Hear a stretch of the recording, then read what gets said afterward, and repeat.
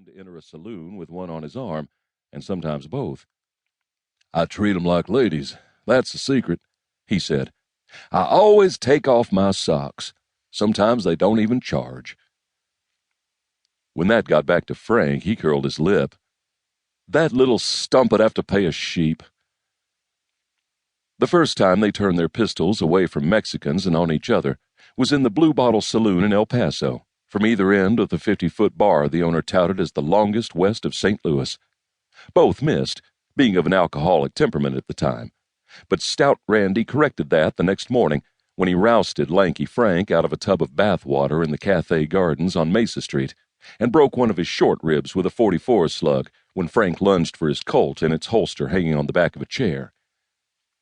He recovered, of course, or our story would end here, and he went looking for Randy, who'd been turned out of the outfit for shorthanding it just before the drive to Kansas, when every man-jack was worth twice the price of his string. The Circle X foreman, George Purdy, was infamous for solutions that doubled the original problems. He wound up a state senator in Indiana. Frank caught up with Randy in a stiff Wyoming winter in the middle of wolfing season and shot his horse out from under him, a result of windage, which is easier to miscalculate when you're using a shotgun at a distance. The horse rolled over on Randy, dumping $50 in bounty pelts lashed behind the cantle and shattering his leg.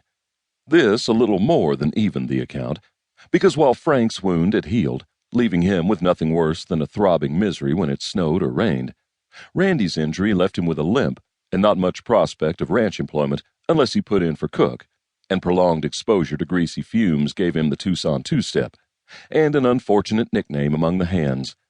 He reckoned that as one more charge against Frank's side of the ledger. As it happened, though, Randy's fortunes improved as a direct result. The buffalo harvest was coming to its summit, with the Industrial Revolution going full tilt back east, and in perpetual need of leather to make the belts to drive the gears of its manufactories, lap robes selling like tortillas among the carriage trade, and the Army offering to redeem empty cartridge shells for cash in order to offset hunting expenses and encourage the starvation of the pestiferous Indian. If the winter was long enough and the thermometer stuck on zero, the big shaggies grew coats that dragged the ground and made an enterprising man's fortune in a season. Randy oiled his good Ballard rifle, bought an Elmwood wagon and 4 months' worth of tinned sardines and peaches, and set off for the prairie with an experienced skinner and a half-breed guide. They prospered. Notwithstanding the inconvenience of a 3-month head cold and one frostbitten cheek that never did heal completely, Randy's share when they sold their first load of hides came to more than he'd seen roping and branding semi-tame bovines the previous 4 years.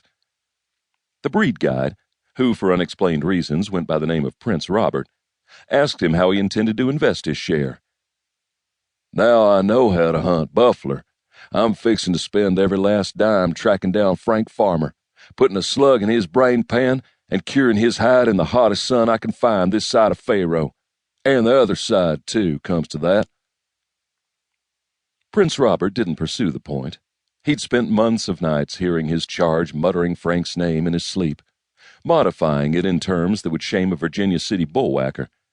In the language of his Pawnee father, the guide referred to him in his thoughts as snake who drinks his own venom.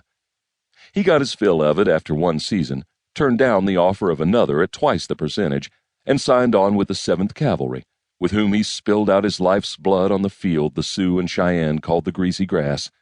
No doubt thanking the man above with his last breath he didn't have to listen to Randy Locke consigning Frank Farmer to hell everlasting anymore. Needless to say, Randy's happier financial condition hadn't made him grateful to his nemesis. He knew that game leg was not the result of an altruistic act.